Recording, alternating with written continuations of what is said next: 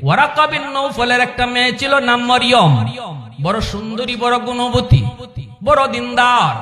মরিয়ম নিজেই নবীর আব্বা আব্দুল্লাহর প্রস্তাব দিয়ে দিছে, ও আব্দুল্লাহ, আমার বিয়া করবানি। আমিও কিন্তু একজন আলেমের মেয়ে, আমি তোমার কপালে যা দেখি রে আব্দুল্লাহ, এই নূরের পাগল আমি মরিয়ম। আমি দেখতেছি তোমার কপালে নূরে মুহাম্মদী। তোমার বউ যে হবে, তোমার বিবি যে হবে, সেই হবে আখিরি নবীর মা। আল্লাহ নবী, রহমতের নবী, মায়ার নবীর আব্বা আব্দুল্লাহ। নবীজি দাদার নাম কি? Abdul Muttalib. আব্দুল মুত্তালিব ছিলেন মক্কার প্রেসিডেন্ট। আব্দুল মুত্তালিব হলেন খানায়ে কাবার মুতাওয়াল্লি। নবীজির বাবা আব্দুল্লাহ চেহারার মধ্যে সব সময় নূরে মুহাম্মদী চমকাইতো। নবীজির দাদা আব্দুল মুত্তালিবের 10টা ছেলে, 6টা মেয়ে, 16টা বাচ্চা কাচ্চা ছিল। এর ভিতরে 10টা ছেলের ভিতরে সর্বছোট, সবচেয়ে ছোট ছিলেন আমার নবীর বাবা আব্দুল্লাহ। চেহারা ছিল এত সুন্দর, এত সুন্দর, এত মায়া, যার কারণে মক্কার অধিকাংশ নারী তার পাগল ছিল, পাগল। জমজমের পানি বন্ধ হয়ে গেল। মানুষেরা কয়, আব্দুল মুত্তালিব তুমি তো মুতাওয়াল্লি, পানির ব্যবস্থা করো। সংক্ষেপে বলি, নবীজির দাদা আব্দুল মুত্তালিব খানায়ে কাবায় আল্লাহকে হাত উঠায় কয়, মালিক, তোমার ঘরের খাদেম বানাইছো, জমজমের পানি উঠে না কেন? আল্লাহ তুমি পানির ব্যবস্থা করো। যদি তুমি জমজমের পানি দাও, আমার একটা ছেলেকে তোমার নামে কুরবানি দিব। এই দোয়া করতে আল্লাহ দোয়া কবুল করে নিছে। জমজমের কুয়ায় পানি উঠলো, এইবার সবাই পানি পান করলো। কিন্তু আব্দুল মুত্তালিব এই যে মান্নত করছিলেন একটা ছেলেরে জবাই করবেন, একটা ছেলেকে আল্লাহর রাস্তায় কুরবানি দিবেন, এই কথা ভুলে গেছেন। কারণ আমরা তো বিপদে পড়লেই আল্লাহরে ডাকি, বিপদ ভুললা গেলে আর খবর নাই। ইনারও হিরোমাকের অবস্থা হইছে, পুত্রে আবার জবাই করে কেমনে? ইনি মান্নত ভুলে গেছেন। আল্লাহ পাক রব্বুল আলামিন স্বপ্ন যুগে 3 দিন দেখাইছে, মান্নত পুরা করো নইলে গজব আসবে, মান্নত পুরা করো নইলে গজব আসবে। আব্দুল মুত্তালিব সাথে সাথে তখনকার সময়ে তাওরাত কিতাবের পণ্ডিত ওয়ারাকা বিন নওফল, ওর কাছে তিনি গেলেন, যায় বলতেছেন, ভাই একটু কো, 3 রাত স্বপ্নে দেখেছি, মান্নত পুরা করতাম নাইলে গজব। ওয়ারাকা কয়, তাড়াতাড়ি মান্নত পুরা করো, মান্নত পুরা করো নইলে গজব আসবে, মান্নত পুরা করো। 10টা ছেলেকে আব্দুল মুত্তালিব ডাকলো, ডাইকা বলল, বাবা, ও বাবা, আমি তো এইরকম মান্নত করেছিলাম, যার কারণে জমজমের কুয়ায় পানি আইলো, এখন তো মান্নত পুরা করা লাগবে। তোমাদের কাউকে না কাউকে কোন একজনকে আল্লাহ রাস্তায় কুরবানি করব, বলো কে রাজি আছো? নবীজির চাচা আবু লাহাব, আফন চাচা কিন্তু নবী, আবু লাহাব নবী কি? আবু জাহেল কিন্তু আফন চাচা না, শাস্তুলি চাচা। আবু জাহেল হইল শাস্তুলি চাচা, আর নবীর আফন চাচা হইল আবু লাহাব। শুরু হাল থেকে ওই সময় থেকে শয়তান আছে। উঠতে কয়, আব্বা, মান্নত করার সময় আমার নাম লইছিলাই না? তা কয় না, কইতে আমি গেলাম। আমার নাম যখন কইছো না, আমি গেলাম, তুমি তোমার বুঝো। আবু লাহাব চলে গেল, হামজা চলে গেল, সবাই একে একে চলে গেল। কে নিজে কুরবানি হইতো, কে নিজে কুরবানি হইতো? কেউ তো থাকে না। 10 জনের ভিতরে 9 জন চলে গেল, কয় আমি রাজি না, আমি কুরবানি হইতে রাজি না। একজন তিনি দাঁড়ায় রইলেন, তিনি আর কেউ নন, তিনি হলেন আমার নবীর আব্বা আব্দুল্লাহ। ছোট ছেলেটা দাঁড়াই রইছে। ছোট ছেলে দাঁড়ায়, আব্বা আপনি মান্নত পুরা করেন, আমি আমার কল্লা দিয়া দিলাম, আমার আল্লাহকে খুশি করার জন্য কল্লা দিলাম। বাবা আমি দিয়া দিলাম, আমাকে ধৈর্যশীলদের ভিতরে পাইবেন, আমি কোনো হাউমাউ করব না, চিল্লানিও দিব না, মান্নত পুরা করেন। আব্দুল মুত্তালিব ছুরি নিয়ে দাঁড়ায় গেছে খানায়ে কাবার সামনে। মক্কার সুন্দরী নারীরা খবর পায়া, মক্কার নারী নয়, পুরুষ নয়, যুবক নয়, সব খানা কাবার সামনে হাজির হয়ে গেল। নারীরা গলায় ছুরি দিয়া কয়, ও আব্দুল মুত্তালিব, তুমি যদি আব্দুল্লাহরে জবাই করো, আমরা একে একে সবাই নিজের গলা কেটে ফেলবো। সেই তো তার আশিক হয়ে যায়। এজন্য মক্কার নারীরা কয়, সুন্দরী নারীরা, শুধু নারীরা নয়, যুবকরা পর্যন্ত কয়, আব্দুল্লাহরে যদি আপনি জবাই করেন, আমি নিজে নিজে জবাই হয়ে যাব, নিজে নিজে জবাই হয়ে যাব। পরিস্থিতি অনেক ভিন্ন, পরিস্থিতি মুহূর্তের ভিতরে ভিন্ন রূপ ধরল। সাথে সাথে ওয়ারাকা বিন নওফল সাথে হাজির। আব্দুল মুত্তালিব কয়, ও ওয়ারাকা, একটু কও এখন কি করি, মান্নত কেমনে পুরা করি? অন্য কোন ছেলেই রাজি হয় না, যেই ছেলে রাজি হয়েছে এই ছেলেকে কুরবানি দিলে আজ এই মুহূর্তে মক্কার শত শত নারী আর যুবক নিজের জীবন নিজে দিয়ে দিবে। আল্লাহু আকবার। এই অবস্থায় আমার ভাইরা, ওয়ারাকা বিন নওফল কয়, আব্দুল মুত্তালিব 100টা উট আর আব্দুল্লাহ, এই দুইটারে লটারি দাও, দেখো লটারিতে কার নাম উঠে, 100 উটের নাম উঠে নাকি আব্দুল্লাহর নাম উঠে। লটারি দেওয়া হয়, নবীর বাবা আব্দুল্লাহর নাম উঠে। দ্বিতীয়বার আবার লটারি দেয়, তখনও নবীর পিতা আব্দুল্লাহর নাম উঠে। তৃতীয়বার লটারি দেয়, তখনও আব্দুল্লাহর নাম উঠে। এইভাবে যতবার লটারি দেয় আব্দুল্লাহর নাম উঠে। তখন ওয়ারাকা বিন নওফল কয়, 99 বার দেখো, 100 বারে যায় যেটা উঠবে এটাই ফাইনাল। 99 বার যখন দেওয়া হলো, তখন আব্দুল্লাহর নাম, আর বাকি আছে শুধু একবার দিলে পরে সিদ্ধান্ত ফাইনাল হয়ে যাবে। আব্দুল মুত্তালিব মনে মনে কয়, এখন যদি আমার ছেলে আব্দুল্লাহর নাম উঠে, আমি আমার মালিক কি খুশি করার জন্য কে কি করলো দেখবো না, আমার আব্দুল্লাহরে জবাই করে দিব। আমার আল্লাহকে খুশি করার জন্য আমি আর কোনো দিকে তাকাবো না। আমার সন্তানের মায়া বড় নয়, আল্লাহর মায়া বড়, ঠিক কিনা? আমার কোনো কিছুর মায়া বড় নয়, আল্লাহর মায়া বড়। সন্তান বড় নয়, আল্লাহ বড়। ভাই বড় নয়, আল্লাহ বড়। নেতা বড় নয়, আল্লাহ বড়। দল বড় নয়, আল্লাহ বড়। ভাই ছাড়তে পারি, আল্লাহ ছাড়তে পারি না।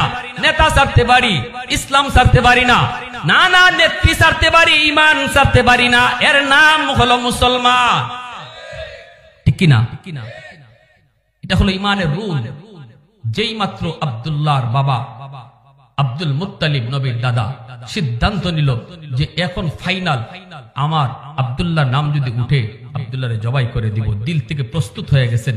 আল্লাহ পাক কয়, আব্দুল মুত্তালিব, তোমার দিলের পরীক্ষায় তুমি পাশ করেছো। 100 বারের সময় লটারিতে নবীর আব্বার নাম উঠে নাই, 100 উটের নাম উঠছে। বলুন তো, বলুন দেখি, বলুন। ওই জমানায় একটা উট যার কাছে থাকতো সেই ধনীর লিস্টে নাম থাকতো। একটা উট। ওই জমানায় একটা উট যার ছিল সেই তার নামই ধনীর তালিকায়। সেই জমানায় নবীর দাদা আব্দুল মুত্তালিব 100টা উট জবাই করছেন। তাহলে আমার নবী গরিব? এই যুবক কোনা, আল্লাহর নবীর দাদা আব্দুল মুত্তালিব চিন্তায় পড়ে গেলেন।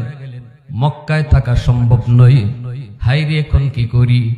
ইনার আব্দুল্লাহ, নবীর আব্বা আব্দুল্লাহরে মক্কায় রেখে ইনি মনে পড়লো মদিনায় তার এক বন্ধু আছে, আব্দুল ওয়াহাব জুহরি, নবীজির নানা। মদিনায় যার নাম হলো আব্দুল ওয়াহাব জুহরি।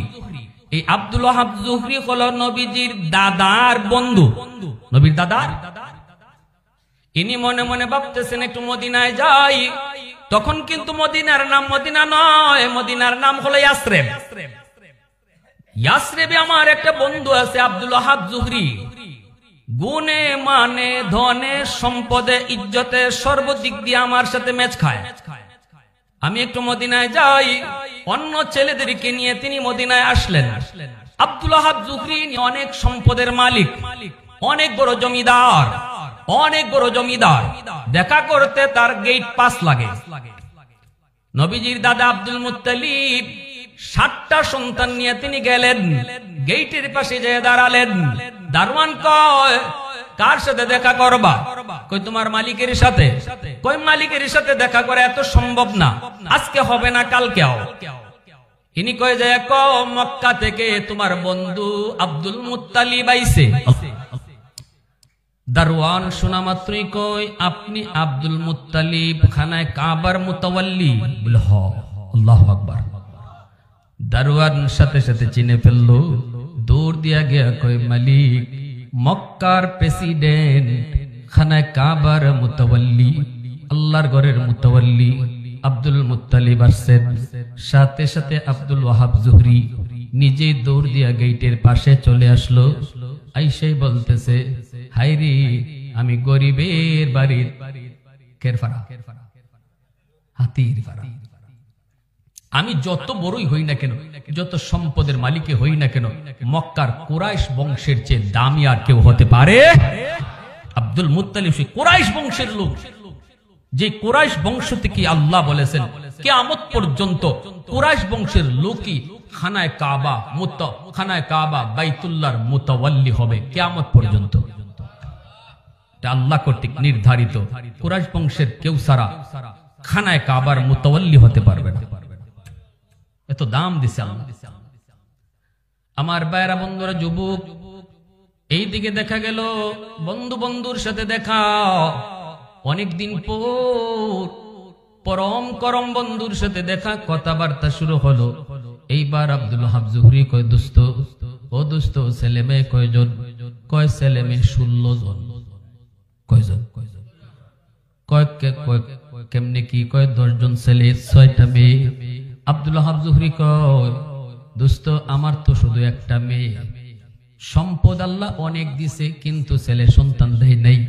দিছে শুধু একটা মেয়ে সন্তান, কিন্তু আমার মেয়েটা হাজারো ছেলের চেয়ে অনেক দামি। জানতেন মেয়ে না? সোমবারে আর শুক্রবারে আমার মেয়ের কপালের মধ্যে একটা নূর চমকায়। আমার মেয়েটার দিকে যেই যুবক তাকায়, অটো তার চোখের পাতা পড়ে যায়, শাটার লেগে যায়, তাকাইলেই শাটার পড়ে যায়। আমার মেয়েটার এত গুণ, সর্বগুণে গুণী।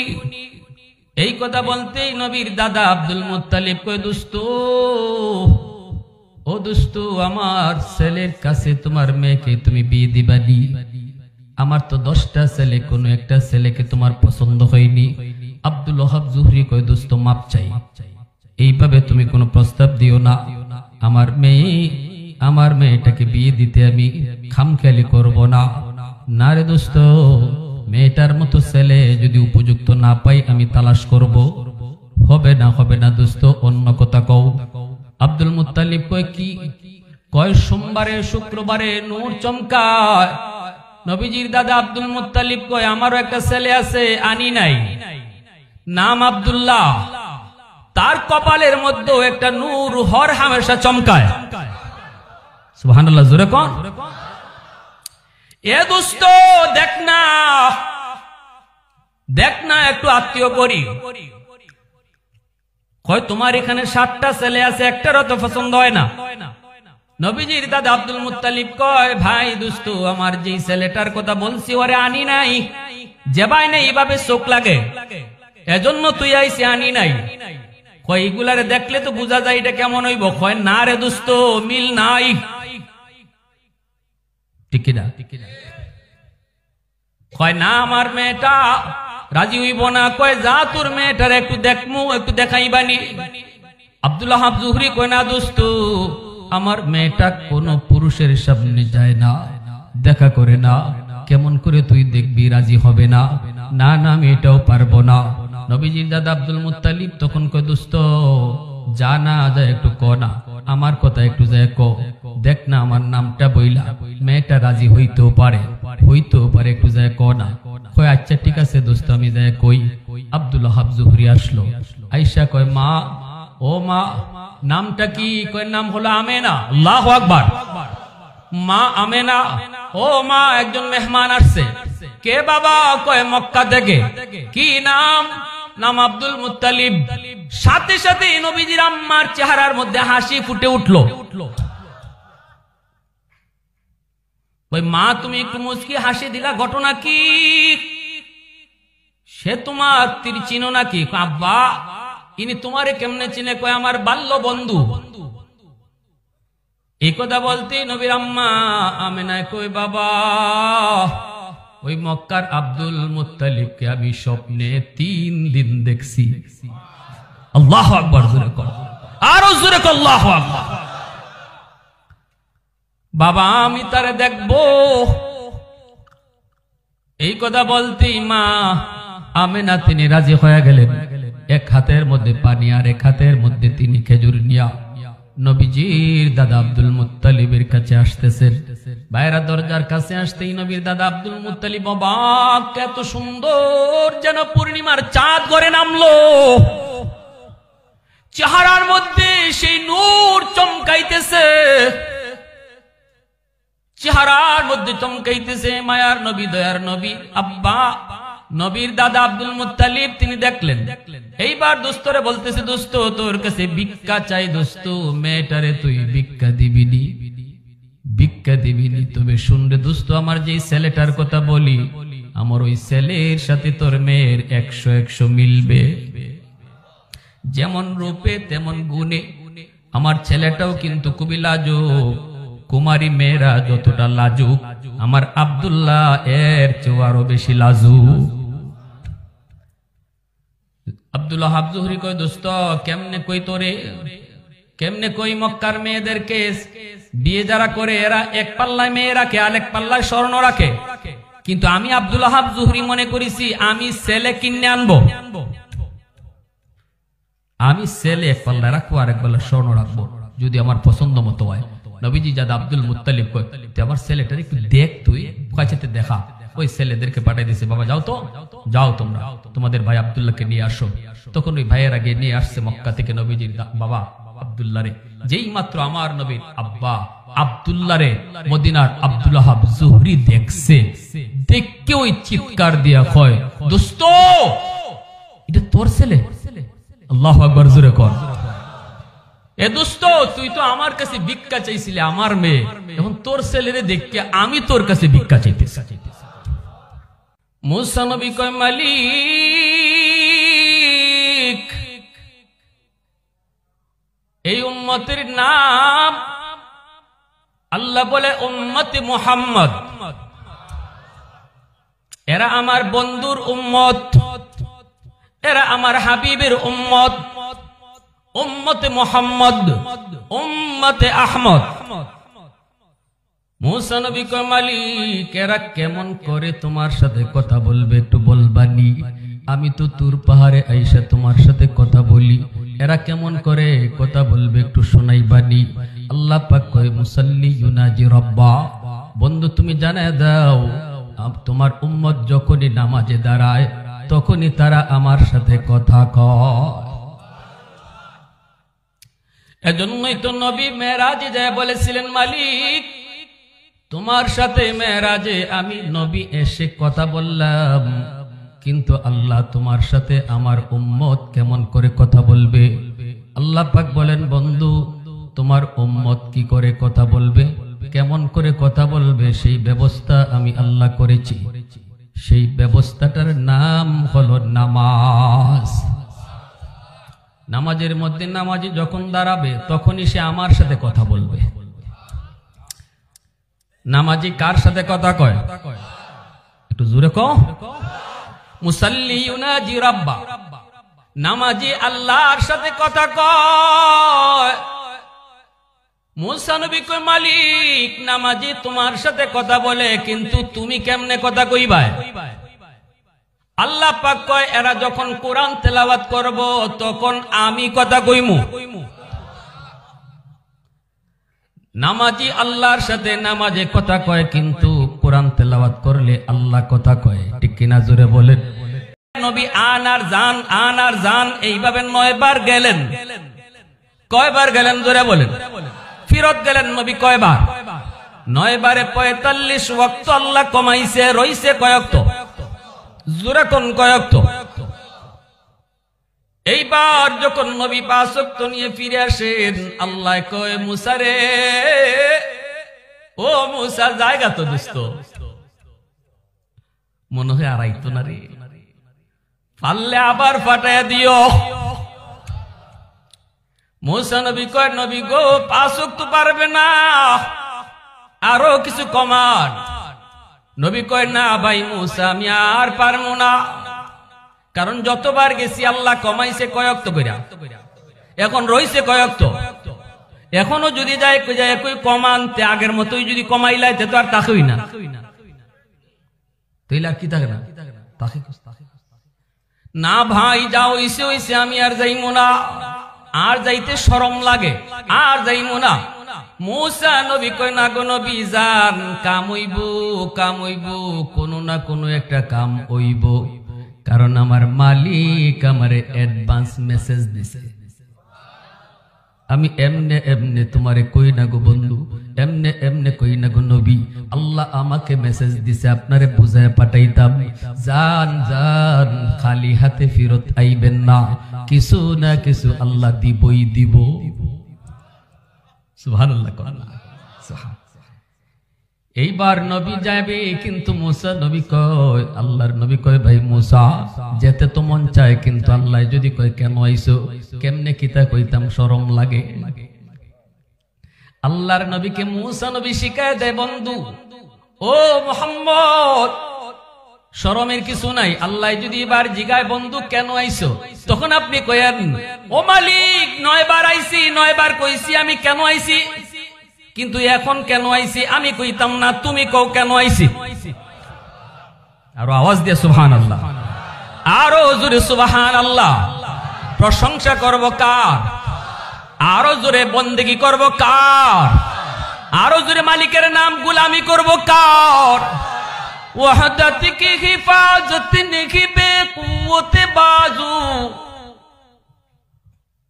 वहदत की हिफाजत नहीं बेकुवत बाजू, आती नहीं कुछ कामी अक्ल खुदा दाद, ऐ मर्द खुदा तुझको कुव्वत नहीं हासिल, जा बैठ किसी गार में अल्लाह को करिया, ये सच है कि बातिल की तरफदार नहीं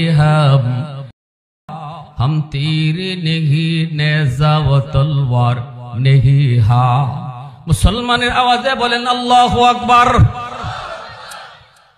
আল্লাহ পাক জিজ্ঞেস করে বন্ধু আবার কেন আইছো, নবী কয় মালিক 9 বার আইছি, আমি কইছি কেন আইছি, এখন কেন আইছি আমি কইতাম না, তুমি কও কেন আইছি, কারণ তুমি তো অন্তর্যামী খোদা, তুমি তো আলিমুম বিযাতিস সুদূর,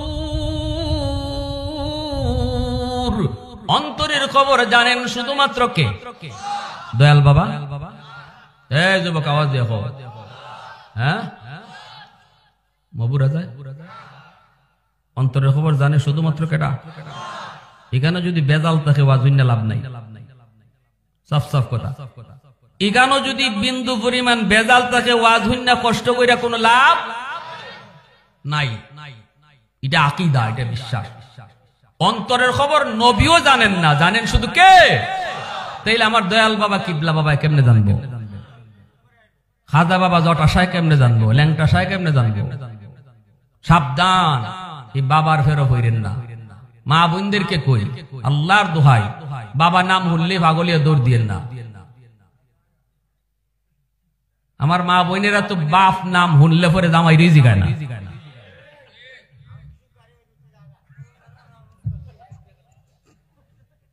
যদি গাড়ি হুনে অমুক বাড়ির বাবা আইছে, তার জামার খবর নাই। সাবধান, এগুলা এমন খতরনাক কবিরা গুনাহ, এই গুনায় সব আমল বরবাদ করে দেয়, সব আমল বরবাদ করে দেয়। আল্লাহ তুমি সহি বুঝদান করো। বিশেষ করে আলহামদুলিল্লাহ আমার দেশ বানিয়াচং, উলামায়ে কেরামের দেশ, তৌহিদে জনতার দেশ, মদনীর দেশ, ওলি আল্লাহদের দেশ, ঠিক কিনা? এই বানিয়াচঙ্গে কুতবুল আলম শেখুল ইসলাম হুসাইন আহমদ মাদানী রহমতুল্লাহ আলাইহির যত শাগরিদ, যত খলিফা, আর কোন গেরাম অত নাই। সারা বাংলাদেশের কোন গ্রামও কুতবুল আলম মদনী রহমতুল্লাহ আলাইহির যত খলিফা আমাদের গ্রামে আর কোথাও নাই। এজন্যই ইনি কইতেন বানিয়াচঙ্গের মাটির সাথে মদিনার মাটির মিল পাওয়া যায়, বানিয়াচঙ্গের মানুষের সাথে মদিনার মানুষের মিল পাওয়া যায়। আল্লাহু আকবার। এর চেয়ে আর ভাগ্য কি লাগে ভাই? তো আল্লাহ পাক বলতেছে, বন্ধু আবার কেন আইছো? নবী যখন কইলেন, আল্লাহ তুমি কও, তুমি তো অন্তরের খবর জানো, তুমি কও কেন আইছি? আল্লাহ পাক কয়, বন্ধু জানি কেন আইছো, আর একটু কমানোর জন্য। কিন্তু না বন্ধু, আর কমাইতে হবে না, আর কমানোর কোনো প্রয়োজন নাই। 5 ওয়াক্ত নামাজ লইয়া তুমি চলে যাও। টেনশন করো না, টেনশন করো না, টেনশন করো না, উম্মত পারবে না। না বন্ধু, টেনশন নাই, আমি তাদেরকে ডেকে ডেকে নামাজ পড়ায় নিব। আর যখন এসেই পড়েছ, সুসংবাদ শুনে যাও, উম্মতকে জানায় দিও 5 ওয়াক্ত নামাজ পড়বে, 50 ওয়াক্তের সওয়াব আমি আল্লাহ দান করব। পাইছেননি? মুসা নবীজি কইছিল খালি হাতে আল্লাহ দিত না, ঠিক কিনা? এজন্য আল্লাহ পাক কয়, বন্ধু ও বন্ধু, আসসালাতু মিরাজুল মুমিনিন, নামাজ হলো তোমার উম্মতের জন্য মেরাজ। নামাজের ভিতরে তোমার উম্মত আমি আল্লাহর সাথে কথা বলবে। যখনই নামাজে দাঁড়ায় বলবে আলহামদু, সমস্ত প্রশংসা। আল্লাহ জিজ্ঞেস করবে লিমানিল হাম, কার প্রশংসা করো? নামাজি বলবে লিল্লাহ, আল্লাহ। আল্লাহ আবার নামাজিরে জিজ্ঞেস করে মানিল্লাহ, কে তোমার আল্লাহ? এই কথাগুলো কিন্তু আমরা শুনি না, যারা শুনবার এরা শুনে। আল্লাহ যে জিগাইতেছে আর আমি যে জবাব দিতেছি, যারা হুনবার এরা শুনে। সুবহানাল্লাহ, জোরে কর, আরো জোরে কর সুবহানাল্লাহ। আসসালাতু মিরাজুল মুমিনিন। এজন্যই আল্লাহ কয়, বন্ধু তোমার উম্মতের জন্য নামাজ হলো মেরাজ। বলছিলাম আল্লাহ পাক কয়, মুসা রে শোনো, এমন একটা উম্মত আসবে, যে উম্মত হবে আমার বন্ধুর উম্মত। এই উম্মত যখন নামাজে দাঁড়ায়, তখন তারা আমার সাথে কথা বলবে, আর যখন কোরআন তেলাওয়াত করবে, তখন আমি আল্লাহ তাদের সাথে কথা বলবো। ভাইরা বন্ধুরা, জন্য বলছি যুবক,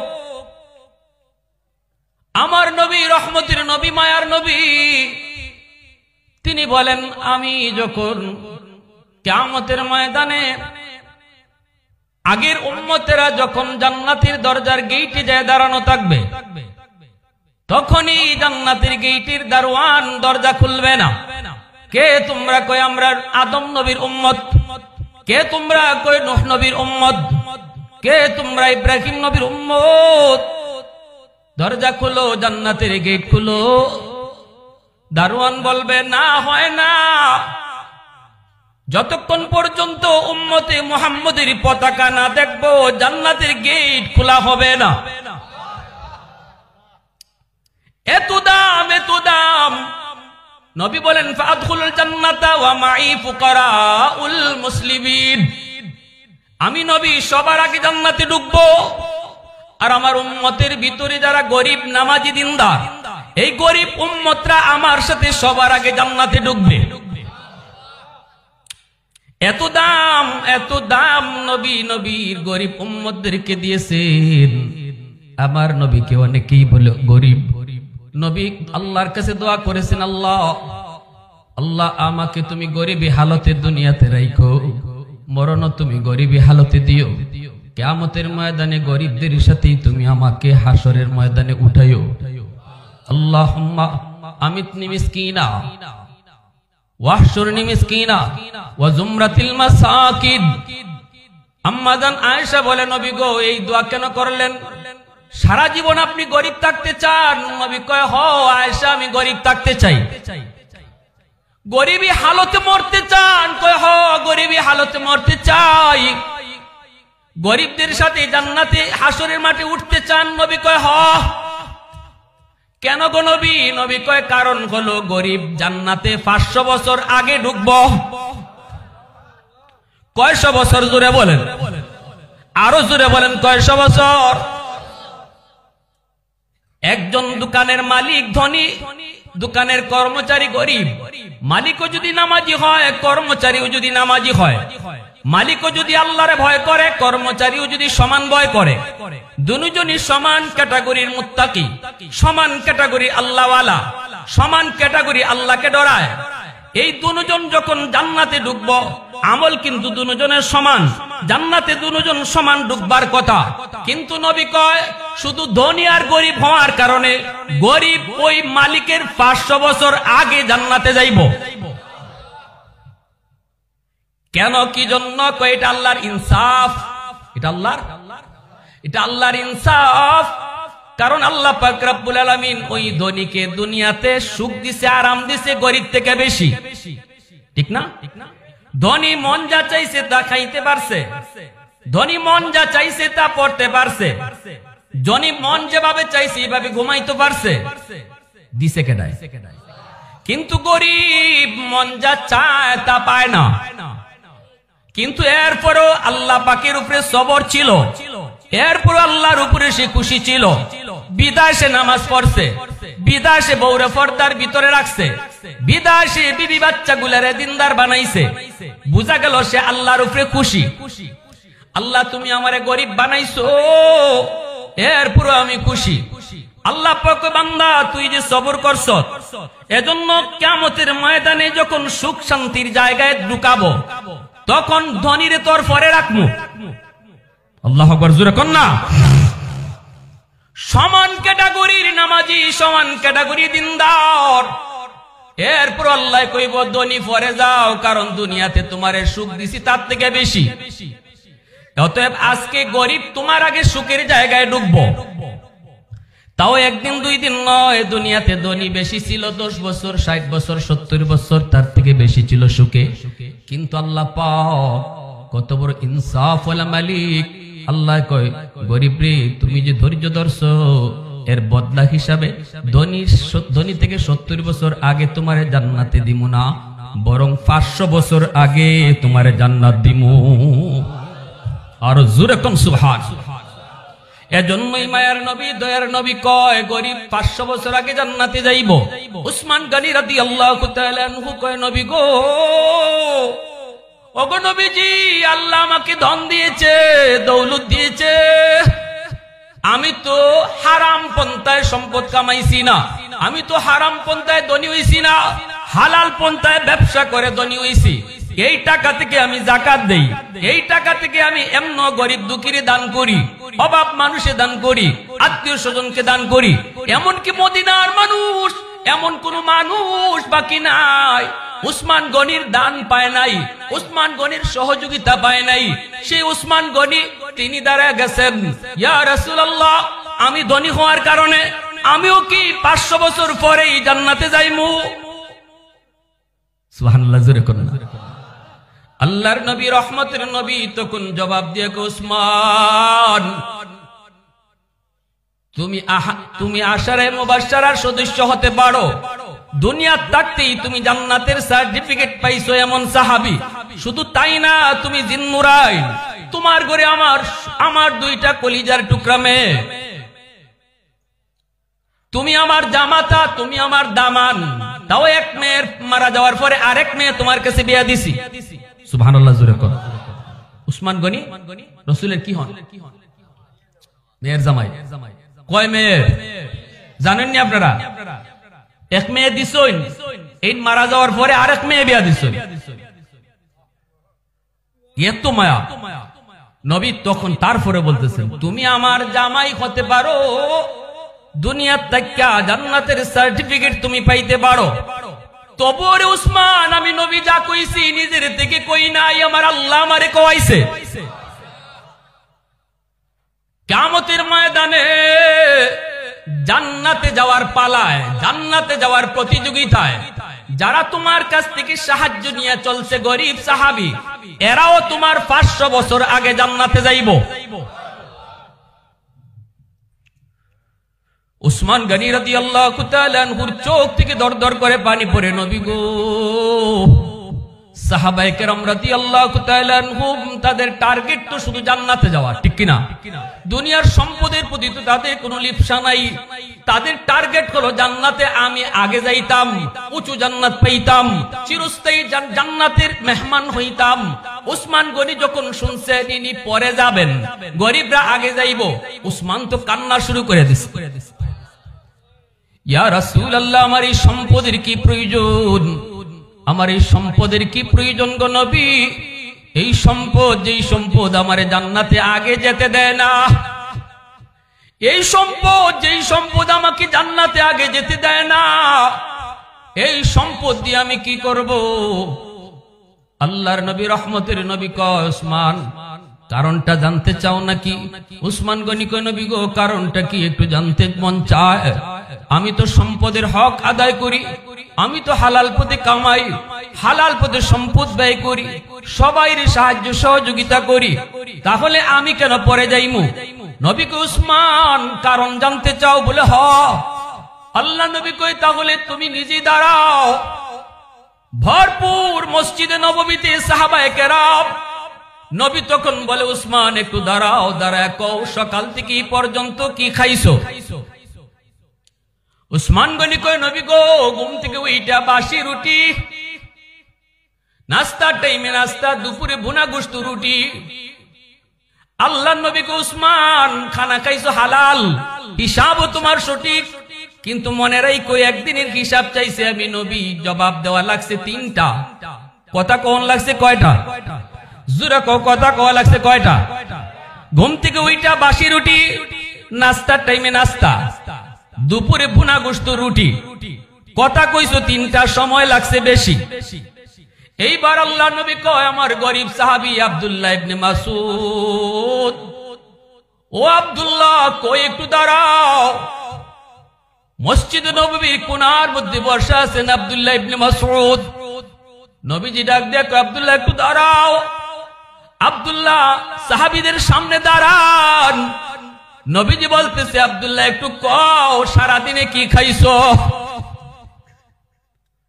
আব্দুল্লাহ ইবনে মাসউদ কথা কইতে পারে না, চোখ থেকে দর দর করে পানি পড়ে আর কান্দে, আর কই, নবী গো আপনি না জিগাইলে আমি কখনো বলতাম না গো নবী। ওগো নবীজি,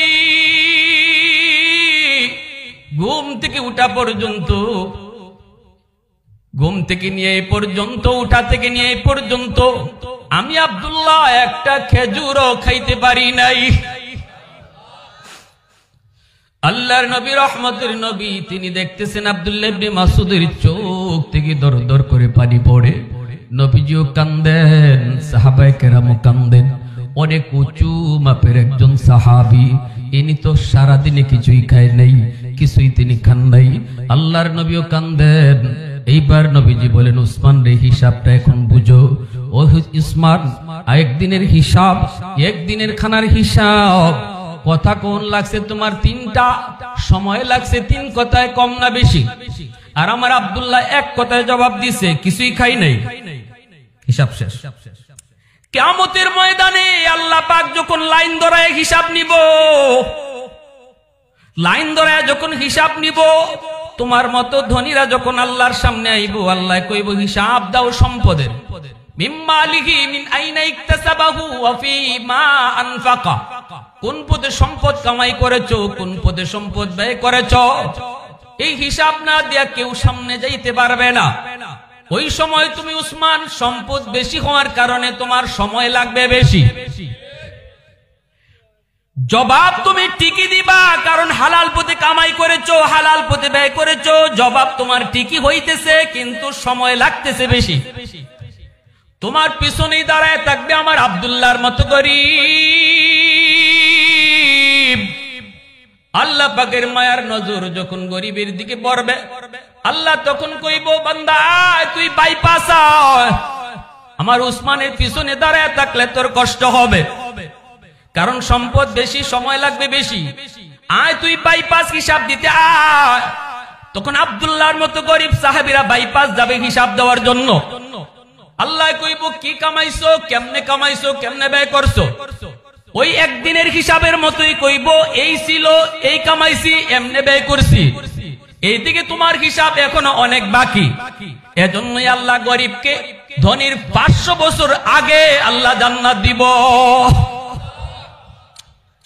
আলহামদুলিল্লাহ কদ্দারা খাইরাম ওয়া কাবালা, আলহামদুলিল্লাহ কদ্দারা খাইরাম ওয়া কাবালা, ওয়াশকুরু লিমান সাওয়ারা হুসনাম ওয়া জামালা, ফরদুন সামাদুন আন সিফাতিন খালকে বারিউন, রব্বুন আযালিয়্যুন খালাকাল খালকা কামালা, লা জিদ্দা ওয়ালা নিদ্দা ওয়ালা হাদ্দা লিমাওলা, আল আনা কামা কানা ওয়ালাম ইয়ালকা যাওয়ালা, আল আনা কামা কানা ওয়ালাম ইয়ালকা যাওয়ালা। একটু আওয়াজ দিয়ে কোন আল্লাহু আকবার। মুসলমানের আওয়াজে আল্লাহু আকবার। বাস্তবে কিন্তু আমার নবী গরিব ছিলেন না, নবী কিন্তু বহুত বড় ধনীর ছেলে, নবীর কিন্তু অনেক সম্পদ ছিল, কিন্তু নবীজি সব সম্পদ আল্লাহর রাস্তায় দান করে গরিব হয়ে গেছেন। আল্লাহ নবী, রহমতের নবী, মায়ার নবীর আব্বা আব্দুল্লাহ, নবীজি দাদার নাম কি? Abdul Muttalib. আর নবীর আব্বা আব্দুল্লাহ রে মদিনার আব্দুল ওয়াহাব জুহরি দেখছে, দেখকে ওই চিৎকার দিয়া কয়, দোস্ত এটা তোর ছেলে? আল্লাহু আকবার, জোরে কর। এ দোস্ত, তুই তো আমার কাছে ভিক্ষা চাইছিলি, আমার মেয়ে, এখন তোর ছেলেরে দেখকে আমি তোর কাছে ভিক্ষা চাইতেছি। এই মদিনায় বিয়ে হয়ে গেল আমার নবীর বাবার সাথে আমেনার। আব্দুল ওয়াহাব জুহরির যত সম্পদ ছিল সব সম্পদ নবীর মার নামে। আল্লাহু আকবার, জোরে কর। এই বেঈমানের দল, নাস্তিকের দল, আমার নবীরে তোমরা গরিব কইয়া, মিসকিন কইয়া গালি দাও। আমার নবীর নানার যত সম্পদ, সব সম্পদ মার নামে। সেই সম্পদ আমার নবী একা পাইছেন। আল্লাহু আকবার, জোরে কোন। এইদিকে দাদার এত সম্পদ, এই সম্পদের ভিতরে বাবার অংশে যা ছিল, বাবার অংশে নবী সব পাইছেন। এরপরে আম্মাজান খাদিজাতুল কুবরা রাদিয়াল্লাহু তাআলা আনহা, মক্কার সবচেয়ে বড় ধনী নারী, যে নারীর মক্কায় এমন কোন লোক ছিল না যে মানুষ খাদিজাতুল কুবরা রাদিয়াল্লাহু তাআলা আনহার সাহায্য পায় নাই। এত ধনী নারী, সেই নারীও তার সব সম্পদ বিয়ার আগে ওই আমার রাসূলের কাছে যখন বিয়ার প্রস্তাব নিয়ে আইছেন, নবীজি বলতেছেন, আপনি আমার বিয়ার কথা কইয়া লাভ নাই, আমার চাচা আছেন আবু তালিব, আমার চাচা গার্ডিয়ান, চাচার কাছে যান, নিজে নিজে বিয়া করলে এটা হয়। তখন খাদিজাতুল কুবরা রাদিয়াল্লাহু তাআলা আনহা নবীজির চাচা আবু তালিবের কাছে হাজির। চাচা দরজা খুললে দেখে খাদিজা, মক্কার সবচেয়ে ধনী নারী। কি ব্যাপার? গরিবের বাড়ি, হাতির পাড়া, কি ব্যাপার আপনি এখানে? তখন খাদিজা বলতেছেন, আবু তালিব, আমি যদিও ধনী কিন্তু তোমার সামনে কিছুই না, কারণ তুমি আরবের সবচেয়ে সম্মানী বংশের সম্মানী ব্যক্তি। কেন আইছেন? কয় ভিক্ষা চাইতে এসেছি। কের ভিক্ষা? তুমি এত ধনী নারী, কের ভিক্ষা? কয় তোমার ভাতিজা মুহাম্মদকে আমি ভিক্ষা চাই। আল্লাহ রসুল কয়, ই তো সাথে আসমানে পাইলাম। নবীজির চাচা আবু তালিব নবীজির কাছে গিয়া কইতেছে, ভাতিজা এই সুযোগ হাতছাড়া করা যায় না, যে ধনী, সম্পদের অভাব নাই, ভাতিজা রাজি হয়ে যা। নবী কয়, শর্ত আছে আমার। গিয়া খো, বিয়া করতে রাজি আছি, শর্ত আছে 3টা, যদি রাজি হয় তাহলে বিয়া করবো। ঠিক আছে ভাতিজা, শর্তের কথা গিয়া কই? গিয়া কয়, আমার ভাতিজা আপনারে বিয়া করব, তবে শর্ত আছে 3টা। খাদিজাতুল কুবরা রাদিয়াল্লাহু তাআলা আনহা কয়, সব শর্ত মানব, যা কইব তাও। নবীর চাচা আবু তালিব কয়, ভাতিজা রে, শর্ত যখন লাগাইবি খুব কষ্টে আছি রে ভাতিজা, একদিন খাই না, কিছু কইস। বুঝছেননি? আল্লাহর নবী, রহমতের নবী কয়, 1 নম্বর শর্ত হলো, 1 নম্বর শর্ত হলো, আমি আপনারে যেখানে রাখবো এখানেই থাকতে হইব, উপরে চাল আসেনি না নাই এটা খেয়াল করতে পারবেন না। আম্মাজান খাদিজাতুল কুবরা কয়, আমি রাজি। আল্লাহু আকবার, জোরে কোন। মকমলের বিছানায় যে নারী ঘুমায়, এই নারী আমার নবীর বিবি হওয়ার জন্য কয়, উপরে চাল আসেনি না নাই এটা খুঁজতে পারতাই না, যেখানেও রাখবো এখানেও থাকবাইনি। ইনি কয়, আমি রাজি আছি। আবু তালিব কয়, ভাতিজা একটু কইস। আল্লাহ নবী রহমতের নবী কয় 2 নম্বর শর্ত হলো তোমার যত সম্পদ, খালি কইতুই আবু তালিব বাতিজা কইলা, রাসূল কয় সকল সম্পদ আল্লাহর রাস্তায় দান করে দিতে হবে। আবু তালিব কয় বাতিজা আমরা লাগি কুস্তুই না। খাদিজাতুল কুবরা আম্মা দান কয় সব সম্পদ দান করে দিন। মক্কার যত গরিব মানুষ সমস্ত মানুষের কাছে নবীজি সব সম্পদ দান করে দিয়েছেন। আল্লাহু আকবার, জোরে বলেন। এত বড় ধনী নবী, সেই নবীও কয় আল্লাহ ধনী হইয়া মরতে চাই না গো মালিক, গরিবী হালতে তুমি মাইরো, মরণ দিও গরিবী হালতে, কিয়ামতের ময়দানে উঠাইও তুমি গরিবদের সাথে। জোরে কন্যা সুবহানাল্লাহ। এজন্য আল্লাহ বলছে লাকাদ মান্নাল্লাহু আলাল মুমিনিন ইয বাআসা ফীহিম রাসূলা। তোমাদের মাঝে সবচেয়ে বড় নিয়ামত হলো আমার বন্ধুরে তোমাদের মাঝে আমি পাঠাইছি তোমাদের ভিতর থেকে। কারণ তোমরা বিয়া শাদী করো, আমার বন্ধুও বিয়া শাদী করছে, বিয়া শাদী করার মাঝে কেমনে বিয়া শাদী করতে হয় এটা আমার রাসূলের জীবন থেকে শিখবায়। রাসূল তোমাদের মাঝে তোমাদের থেকেই পাঠাইছি, তোমরা ব্যবসা বাণিজ্য করো, আমার রাসূলও ব্যবসা করছে, কেমনে ব্যবসা করতে হয় এটা আমার রাসূলের কাছ থেকে শিখতে হয়। তুমি যদি বাবা হও তাহলে আমার রাসূলও বাবা হইছে, বাবা হিসেবে কেমনে সন্তান পালন করণ লাগে এটা আমার রাসূলের কাছ থেকে শিখতে হয়। তুমি যদি একজন সন্তান হও বাপ মার খেদমত কিভাবে করণ লাগে এটাও আমার রাসূলের কাছ থেকে শিখতে হয়। এজন্যই আমি রাসূল তোমাদের মাঝ থেকে পাঠাইছি। জোরে কন্যা সুবহানাল্লাহ। তাহলে আমি বাবা হিসাবে রাসূলের জীবনে আদর্শ আসেনি না নাই? সন্তান হিসাবে আসেনি না নাই? হ্যাঁ, আল্লাহু আকবার। আমার ভাইয়েরা বন্ধুরা, এজন্য আমার ভাই আজকে যার রুহের মাগফিরাতে আজকে তারা প্রতি বৎসরই মাহফিলের আয়োজন করে, এরকম সন্তানই দুনিয়াতে হওয়া চাই, যেই সন্তান বাপ মা মারা যাওয়ার পরে মা বাবার কথা ইয়াদ করবে, তাদের রুহের মাগফিরাতে একটু আল্লাহর রাস্তায় কিছু দান সদকা করবে, একটু খরচ করবে, তাদের কথা ইয়াদ করে দেওয়ার আয়োজন করবে। তাহলেই মা বাবা কবরে শুইয়াও সন্তানের খেদমত পাইতে থাকবে। কবরে থাকলেও বাপ মার খেদমত করণ যায়, জানেন নি আপনারা? কবরে রাখলেও বাপ মার খেদমত করণ যায়। এর ভিতরে একটা হইল মা বাবার নামে আল্লাহর রাস্তায় কিছু সাহায্য করা, দান সদকা করা, দোয়ার আয়োজন করা। এই যে মা বাবার নামে একটা আয়োজন হইছে, কিছু টাকা পয়সা খরচ হইছে, দুইটা কথা মানুষে শুনতেছে, কিছু মানুষ কিছু কথা লইয়া যাইতেছে, আরে আমার রাসূলের এত বড় উম্মত হইয়া আমি আজকে কোন লাইনে চলতেছি, আমারে দেখলে তো আমার নবী উম্মত বোঝা যায় না। আমি ব্যবসা করলাম কিন্তু আমার রাসূলের কোনো তরিকা আমার ব্যবসাত নাই। আজকে থেকে যদি একজন মানুষ এই নিয়ত করেন আজ থেকে ব্যবসার মধ্যে মন গড়া তরিকায় কোনো ব্যবসা করতাম না, আমার রাসূলের তরিকায় ব্যবসা করবো, মাহফিলে আসা বসা আমাদের আওয়া সব সার্থক। কারা কারা রাজি আছে আমল করতে একটু হাত উঠে দেখান। আল্লাহ কবুল করো, জোরে কোন আমিন।